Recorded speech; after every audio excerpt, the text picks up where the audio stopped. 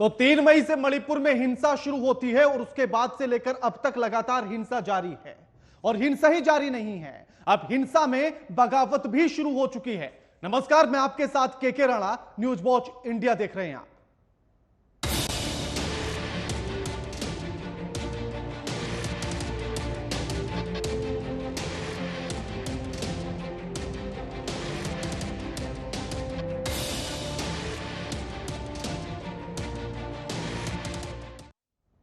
मणिपुर में हिंसा और बगावत लगातार जारी है। सरकार अपने दावे जरूर कर रही है, लेकिन उन सभी दावों को निभाने में विफल भी नजर आ रही है। क्योंकि सरकार ने दावे तो किए हैं कि लगातार हर संभव कोशिश की जा रही है, लेकिन संभव कोशिश नजर नहीं आती है। हिंसा लगातार जारी है और उसी के साथ अब कई संगठन बगावत पर भी उतर आए हैं। सेना के साथ बगावत की गई और यहां तक कि सेना को 12 आतंकियों को उस बगावत के चलते छोड़ना भी पड़ा।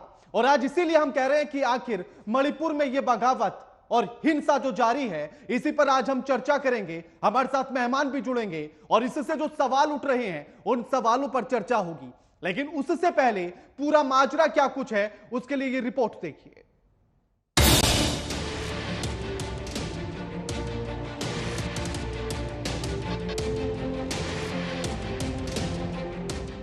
पिछले 2 महीने से मणिपुर में जारी हिंसा के बीच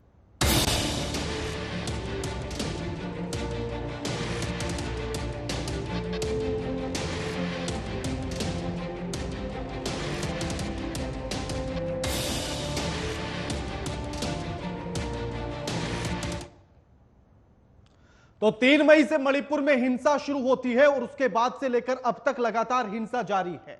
और हिंसा ही जारी नहीं है, अब हिंसा में बगावत भी शुरू हो चुकी है। नमस्कार, मैं आपके साथ के राणा, न्यूज वॉच इंडिया देख रहे हैं आप।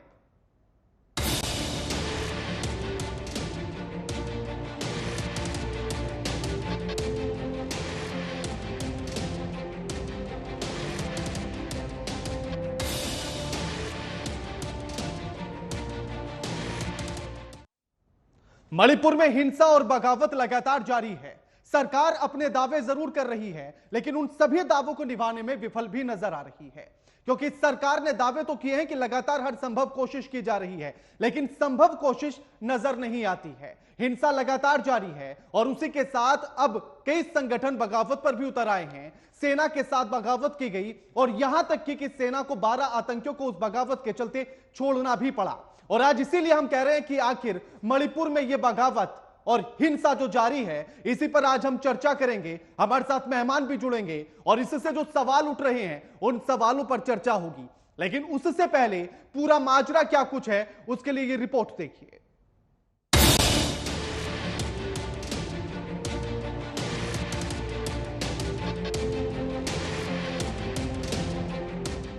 पिछले 2 महीने से मणिपुर में जारी हिंसा के बीच सेना ने मोर्चा संभाला है। और जब स्थानीय पुलिस के साथ सेना 24 जून को ईस्ट इम्फाल में एक ज्वाइंट ऑपरेशन के लिए पहुंची, तो सेना के इस ऑपरेशन में खलल डालने की कोशिश की गई। दरअसल स्थानीय लोगों को सेना के ऑपरेशन से कोई दिक्कत ना हो, इसके लिए पूरे इलाके की घेराबंदी की गई थी। ऑपरेशन में भारी मात्रा में हथियार, गोला बारूद बरामद किए गए। साथ ही KYKL के 12 कैडर्स को भी दबोचा गया था।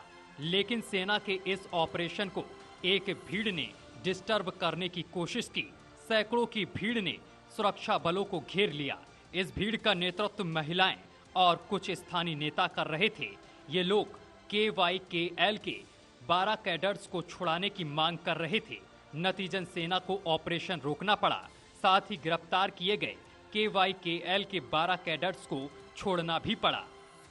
इस बीच सेना ने सोमवार को एक वीडियो शेयर किया।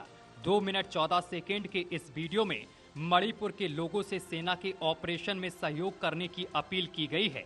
सेना ने कहा है कि बिहार को कमजोर न समझें, आप हमारा सहयोग करेंगे तभी हम मणिपुर में शांति और कानून व्यवस्था बहाल कर पाएंगे।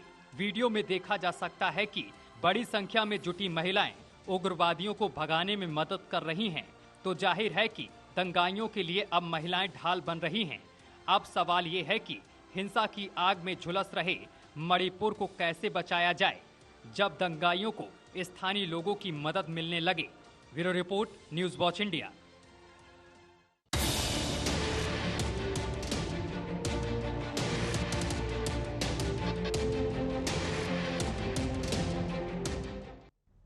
अब ये जो तस्वीरें हम आपको दिखा रहे थे, इन तस्वीरों से ये चीजें साफ हो जाती हैं कि अब दंगाइयों की ढाल के लिए स्थानीय लोग आ चुके हैं और स्थानीय लोगों में भी महिलाएं सबसे ज्यादा।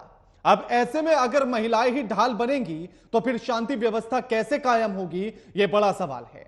और आज इसी मुद्दे पर हम चर्चा करेंगे और हमारे साथ जो मेहमान जुड़ गए उनका परिचय आपसे करा देते हैं। हमारे साथ कुलना लेमायुम साहनी है जो सोशल एक्टिविस्ट हैं, अरविंद सिंह है बीजेपी के नेता हैं और जय दीक्षित है राजनीतिक विश्लेषक हैं। आप तीनों का स्वागत है न्यूज वॉच इंडिया पर। सबसे पहला सवाल कुलना मेरा अरविंद जी आपसे है कि लगातार हिंसा हो रही है और अब इस हिंसा में बगावत भी आ चुकी है, आखिर सरकार नाकाम क्यों है रोकने में? देखिए, इस समस्या को यदि समझना है तो इसको तुरंत में नहीं समझा जा सकता है। देखिए, जो हमारा नॉर्थ ईस्ट है जिसको पहले पूरा का पूरा असम कहा जाता था, वो अभी 8 स्टेट है और नॉर्थ ईस्ट का जो पुराना इतिहास है, ये मानना पड़ेगा कि वहाँ विभिन्न समुदायों में आपस में संघर्ष रहा और ये संघर्ष का एक लंबा इतिहास रहा है, कोई आज का संघर्ष नहीं है। लेकिन बीच में बहुत सारे प्रयास हुए और मैं कहूंगा तो कि राजनीतिक प्रयासों से हट के देखे तो स्वामी शंकर देव का नॉर्थ ईस्ट में शांति कायम करने में बड़ा योगदान है, खासकर असम में।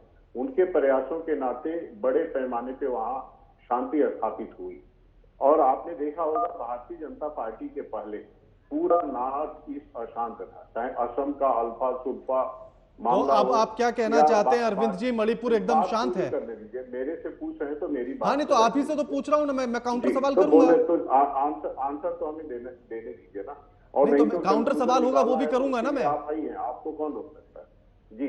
तो मेरी बात पूरी करने नहीं, अभी आपने कहा कि जो पिछली सरकारें थी उनकी वजह से नॉर्थ बड़ा अशांत था, अब शांत है।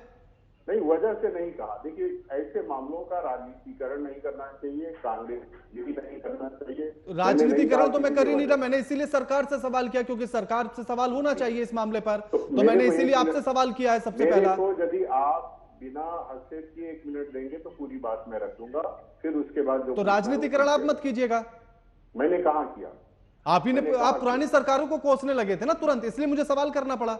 मैंने कभी कोसा नहीं, मैंने तो वस्तु स्थिति बता रहा हूं, मैंने अच्छे बुरे की बात नहीं की। मैंने तो ये कहा कि पहले ज्यादा अशांत था, ये तो हकीकत है, ये तो सत्य है। इसमें कोसने की कहां से बात आ गई? लेकिन मुझे तो शांत आज भी नजर नहीं आ रहा ना, इसलिए मेरा सवाल है। तो उसको जवाब तो देने दीजिए, जवाब तो सुनिए, जवाब सुनने का थोड़ा धैर्य तो रखिए। आप जवाब देंगे तो पूरी बात सुनूंगा। मेरे मुंह से निकलवा रहा है, मैंने कहा किसी सरकार को मैंने दोषी नहीं किया। आप जवाब दीजिए ना जी। देखिए, खासकर वर्तमान जो सिचुएशन है और जिस स्टेट में अशांति है, वहां 2 समुदाय है, आपको भी पता है, कुकीज है, मैतेई है। इन दोनों समुदायों के बीच में अच्छे संबंध नहीं है और इन दोनों समुदायों के बीच में स्थिति बिगड़ी हुई है और सरकार लगातार कोशिश कर रही है, लोकल सरकार कोशिश कर रही है। केंद्रीय गृह मंत्री 3 बार वहां जाकर वहां समीक्षा कर चुके हैं, सेना भी वहां पे है। स्थिति बिगड़ती है और खासकर जब 2 समुदायों के बीच में विकट प्रॉब्लम होता है तो कई बार उसको शांत होने में थोड़ा समय लगता है। इसको पार्टी कांग्रेस बीजेपी मैं नहीं करूंगा, सबको गंभीरता से इस पे टिप्पणी करनी चाहिए और सोच समझ के करना चाहिए और ऐसी बात करनी चाहिए जिससे शांति व्यवस्था कायम हो सके। मैं तो केवल इतना ही कह रहा था कि अरविंद जी लौटूंगा। शांत रहता था, ठीक है अरविंद जी लौटूंगा और वो भी बहुत जल्दी शांत। हाँ ठीक है। जय दीक्षित, मैं इस पूरे मुद्दे को समझना चाहता हूं। 3 मई से हिंसा शुरू होती है, सरकारें लगातार दावे कर रही हैं, राज्य भी और केंद्र सरकार भी, कि वो लगातार कोशिशें कर रही हैं कि इसको शांत किया जाए, शांति बहाल की जाए। ऐसा होता हुआ नजर नहीं आता है। फिर जो ये अभी हाल ही में तस्वीरें निकलकर सामने आई, सेना के साथ महिलाओं की झड़प, उसके बाद उग्रवादियों को छुड़वाना, कैसे देखा जाए इन सारी चीजों को? धन्यवाद रघुनाथ। पहले मणिपुर हिंसा की पृष्ठभूमि किस तरीके से बनती है इस पे जाना पड़ेगा जी। देखिए, एक मणिपुर राज्य भारत का हिस्सा 1949 में बना, 1972 में एक राज्य को दर्जा मिलता है और वहां मुख्यतः 2 तरीके के समुदाय रहते हैं। 64% राज्य की आबादी की 64% आबादी मैतेई समुदाय की है जी। 24% आबादी नागा समुदाय का है, जिसमें छोटी मोटी 33 और जो रही है वो कुकी समुदाय है जी। आप ऐसे समझिए कि मणिपुर राज्य के जो 60 विधानसभा सीटें हैं उसमें से 40 विधानसभा सीटों पर मैतेई समुदाय जो है अपना प्रभाव रखता है और 40 विधायक वहां से जिता के भेजता है। मैं दूसरे एंगल पे आता हूं कि 3 महीने तक एक हिंसा सिर्फ इसलिए भड़कती है कि हाई कोर्ट का आदेश जो 10 वर्ष पुराना है कई समुदाय को अनुसूचित जनजाति का दर्जा दे दिया जाए और 10 वर्ष इंतजार करने के बाद अगर एक समुदाय जो सरकार है इसको अनुशंसित किया गया है हाईकोर्ट द्वारा कि एक इस समुदाय को अनुसूचित जन 10 वर्ष बीत जाने के बाद भी अगर नहीं दे रहे हैं तो स्थानीय जनता और एक ऐसा समुदाय जो सत्ता में भी 40% से ऊपर 80% से ऊपर की हिस्सेदारी रखता है उसको आप अवॉइड कर रहे हैं जी। परीक्षा होती है। अगर आप हाईकोर्ट के आदेश को भी नहीं मानते हैं तो फिर ये लोकतांत्रिक परिवेश में आप लोकतंत्र की कहां से परिभाषा को परिभाषित करेंगे? मेरा एक सवाल है भारतीय जनता पार्टी। दूसरा, अगर all India student front union ने समुदाय एक का जो प्रदर्शन अगर नहीं किया होता तो शायद ऑल ट्राइबल स्टूडेंट यूनियन जो मणिपुर में जिन्होंने प्रदर्शन किया, जिन्होंने एक रैलियां निकाली कि एक एकजुटता रैली बनाएंगे, सिर्फ समुदाय एकजुटता रैली, उसके बाद एक दंगा फैलता है। ये जरूरत क्या थी? जी। दूसरा सवाल। और तीसरा, जब सवाल सब कुछ जब अब आमने सामने दो समुदाय जो मणिपुर की राजनीति में मणिपुर के सामाजिक परिप्रेक्ष्य पृष्ठभूमि पे अपना एक दावा रखते हैं, अगर दोनों आमने सामने गए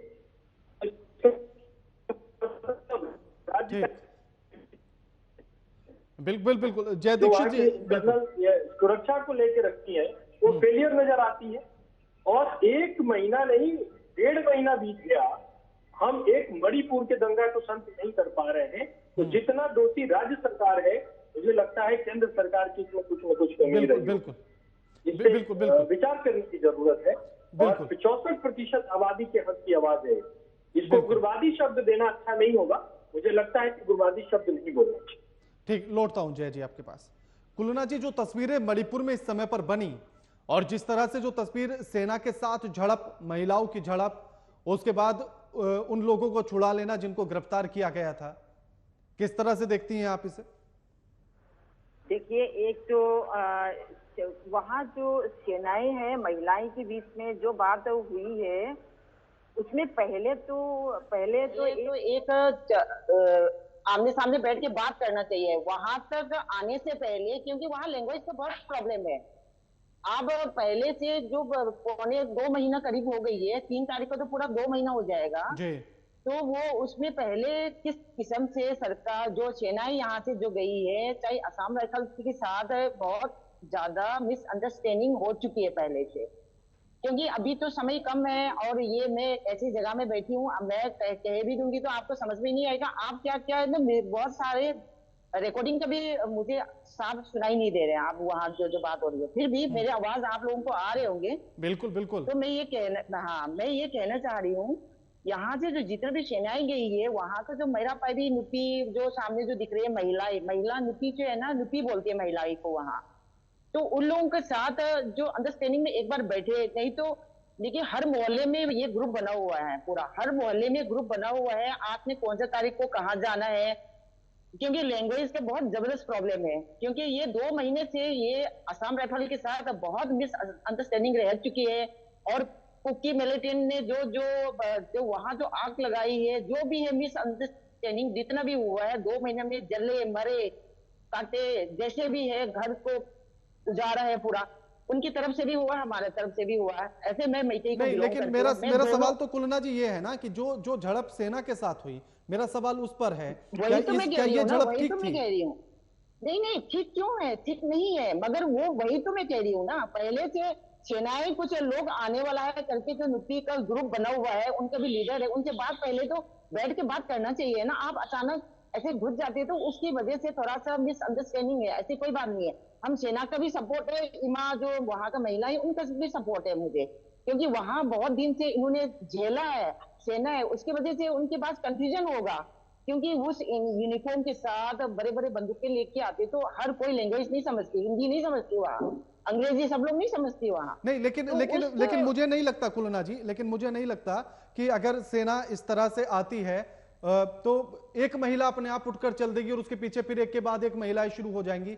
ये संगठन के ही लोग थे ना, कोई तो नेतृत्व कर रहा होगा ना इसका, जिसने उकसाया बात तो होगा, सुनिए ना, जो एक उनसे मिलने अचानक- के लिए कहा हाँ। गया होगा। नहीं, सेना जिन अब लोगों ये को एक गिरफ्तार तो ना- करती है उन लोगों को वहां से भगा दिया जाता है सेना से छुड़वाकर। वो वहाँ है ना, बहुत सारे लैंग्वेज का प्रॉब्लम भी है, ये मान के चलिए आप। वहाँ सब लोग ना हिंदी बहुत अच्छे से बोलते हैं ना अंग्रेजी, क्योंकि एक आप सेनाएं की बात जो कर रहे हैं ना, उसमें एक लड़की सुरेन जो है वो आके सेना के साथ बात कर रही है, उसके बाद मणिपुर में उन लोगों को समझा रही है। अब मैंने भी वीडियो देखी है, वो पूरा आपने भी देखी होंगी।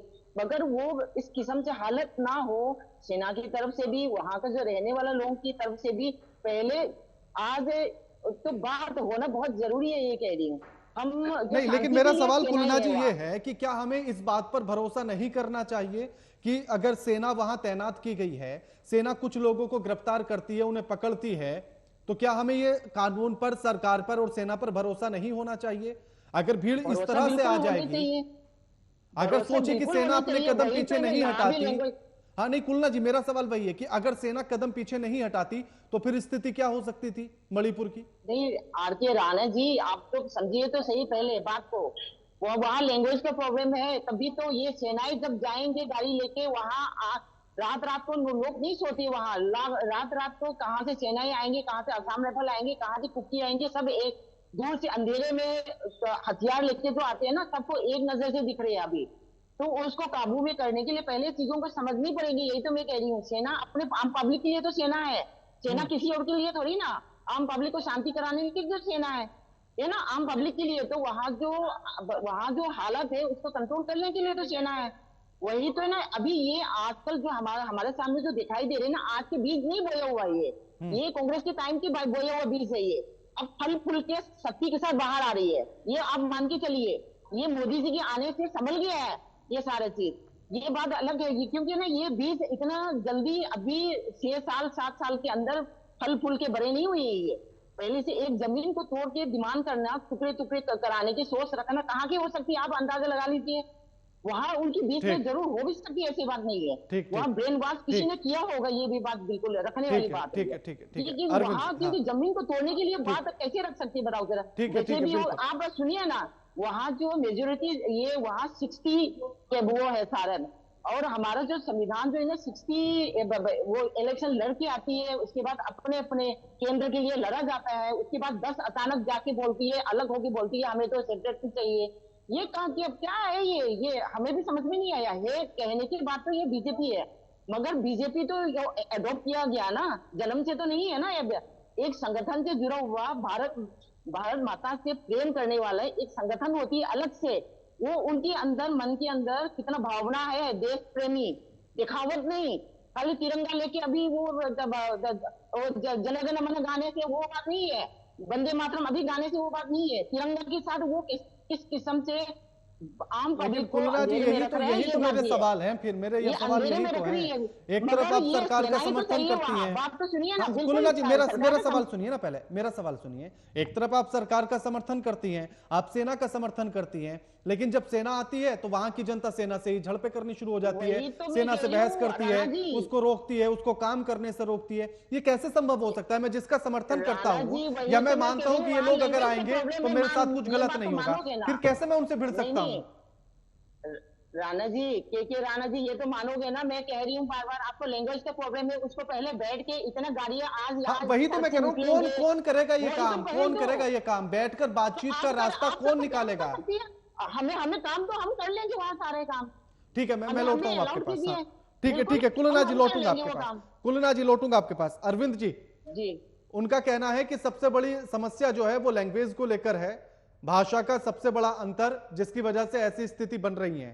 सेना के साथ झड़पों की स्थिति भी इसीलिए बनी क्योंकि भाषा की सबसे बड़ी समस्या थी।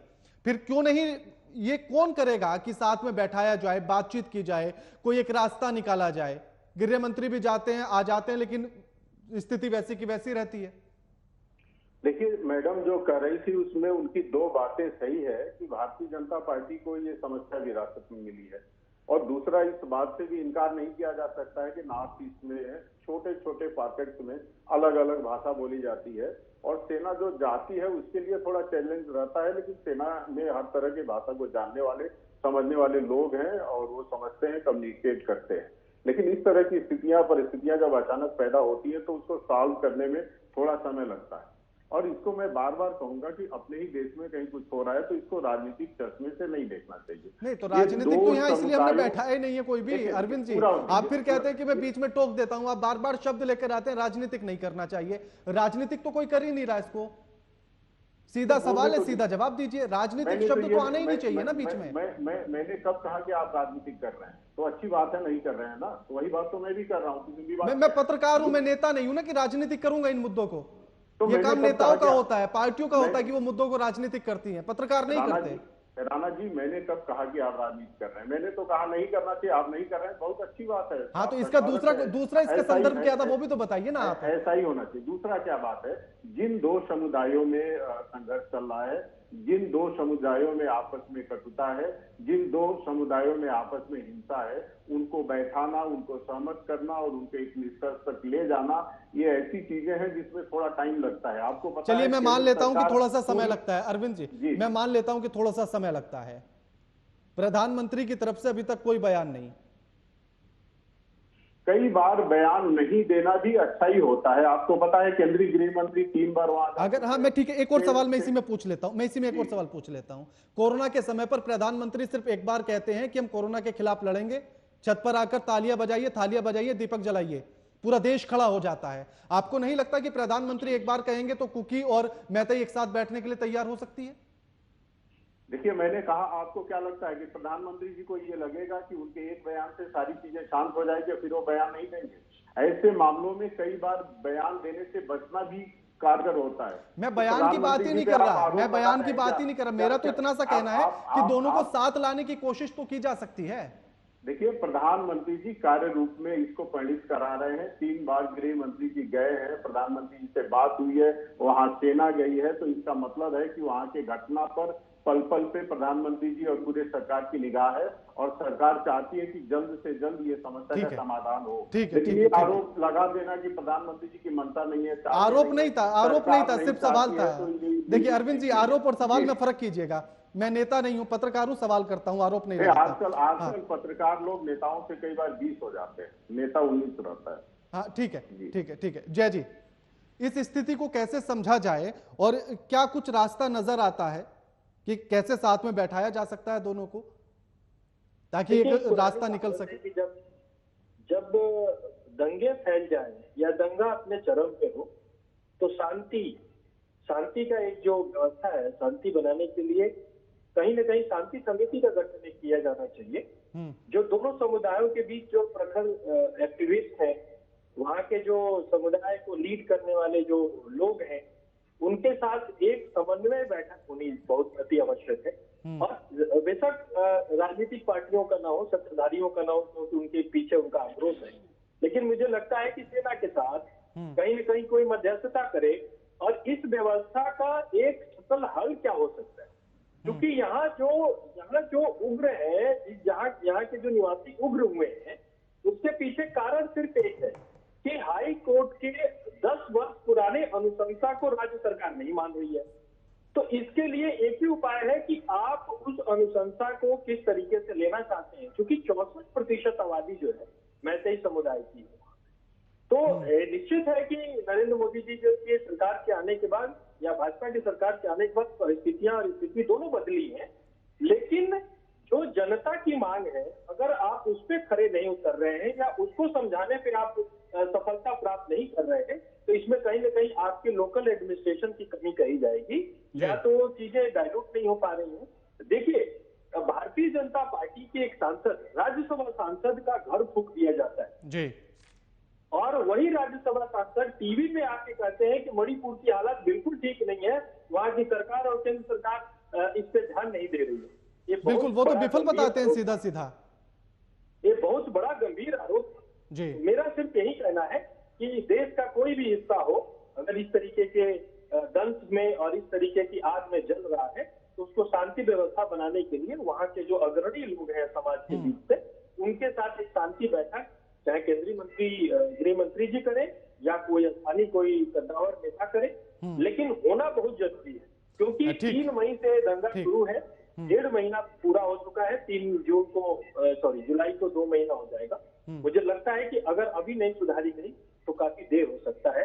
जी ठीक। कुलना जी, सेना की तरफ से जो बयान आया उसमें यह भी कहा गया कि 2015 में 6 डोगरा यूनिट पर जो हमला हुआ था, उस हमले में यही लोग शामिल थे जिनको सेना ने गिरफ्तार किया था और जिनको छुड़ाने के लिए भीड़ आई थी।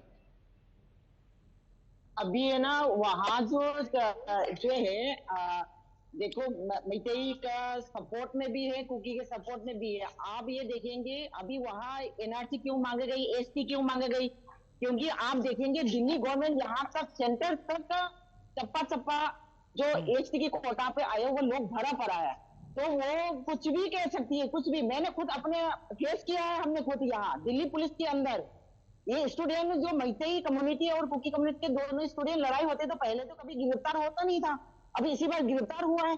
और उसके बाद हमने बात कहा कि स्टूडेंट के बीच में लड़ाई हुआ है, उस पर एफआईआर नहीं दर्ज होना चाहिए, स्टूडेंट ने भी कहा। और ये हमने बात करने के बाद मैतेई स्टूडेंट को गिरफ्तार करके रखा हुआ था एक रात। फिर हम पहुंचे वहाँ, मुखर्जी नगर थाना की बात है ये, 10 मिनट के अंदर थाना वाले ने बोला आप मैतेई स्टूडेंट को लेके जा सकती है, और खाली मैतेई स्टूडेंट को पकड़ के रखा हुआ था। फिर उसके बाद 10 मिनट के अंदर गेट में 30-40 कुकी स्टूडेंट इकट्ठे हो गई, कोई इन्फॉर्म को किसने दिया वो? और दिल्ली पुलिस ये जो है ना एसपी की कोटा से चप्पा में, मतलब सेना के आप इस बयान से इनकार करते हैं कि ऐसा कुछ नहीं था? नहीं, बात सुनो, वहां भी कुछ नहीं हो सकता है।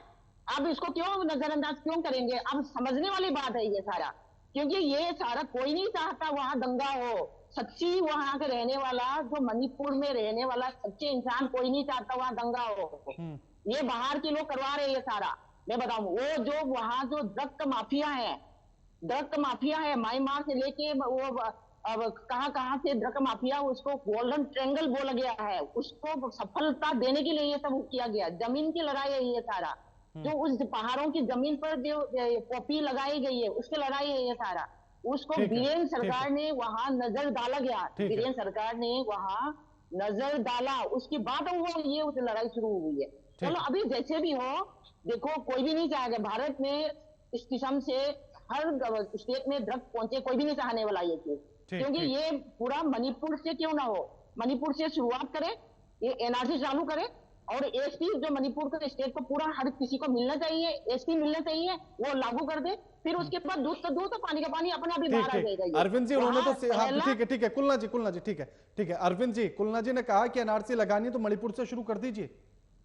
जी देखिए एनआरसी तो भारतीय जनता पार्टी के एजेंडे में है ही है, और भारतीय जनता पार्टी ने अलग अलग समय पे हमेशा दोहराया है कि एनआरसी को लागू करेंगे, लेकिन नीतियों को लागू कब करेंगे, किस समय करेंगे, ये रणनीतिक विषय हो सकता है, और ये सब इतनी आसान चीजें नहीं होती है। कई बार देखना पड़ता है, समय का चुनाव करना पड़ता है, मुद्दे तो बहुत है, मुद्दे तो यूसीसी का भी है, तो एक एक करके भारतीय जनता पार्टी के जितने वादे हैं उसने पूरे किए हैं। एक चीज और मैं के राणा जी कहूंगा, जैसा जय दीक्षित जी ने कहा, ये देखिए विवाद कब शुरू हुआ? विवाद ये शुरू हुआ, हाईकोर्ट ने कहा सरकार को, हाईकोर्ट ने सरकार को कहा कि मैतेई समुदाय को भी एसटी का दर्जा देने के लिए केंद्र को सिफारिश भेजिए, और उसके बाद ये कहानी तो सबको पता है, ये कहानी सबको पता, विवाद कैसे शुरू हुआ, बताना यह है कि रुकेगा कैसे, बताना यह है रुकेगा कैसे। बिल्कुल जय समुदाय इसके विरोध से नहीं बिल्कुल अरविंद जी, ये सबको पता है कि ये हिंसा शुरू कैसे हुई है, बताना ये है कि अब ये रुकेगी कैसे।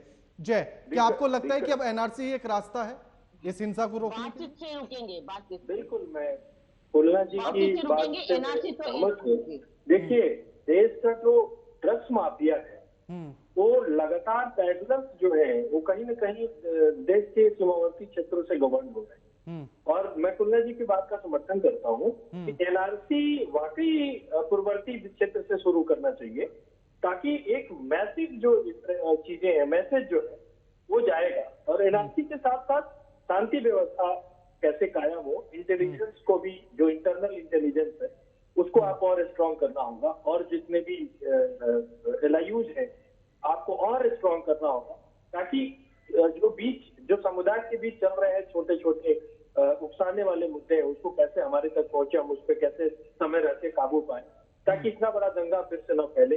देश के लिए एक गलत मैसेज है।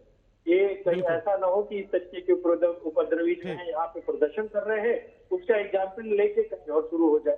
तो इसको जल्द से जल्द रोक देनी चाहिए। शांति व्यवस्था कैसे कायम हो, उस पर देखना चाहिए, क्योंकि देश की जनता वो भी है। देश की जनता हताहत न हो।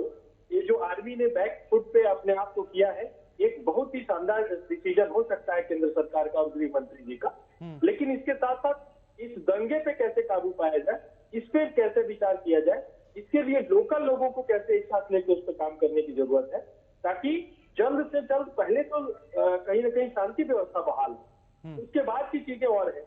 रही बात रिजर्वेशन की, अगर हाई कोर्ट ने अनुशंसा किया है तो मुझे लगता है कि इस पर विचार करना चाहिए। कहीं ना कहीं केंद्र सरकार को भी इस पर विचार गंभीरता से करनी चाहिए। जी राणा जी। बिल्कुल। कुलना जी, लास्ट कमेंट कि आखिर इस हिंसा को रोकने के लिए और क्या कुछ नजर आता है, और क्या बातचीत से कोई रास्ता नजर आता है जो निकाला जा सकता है?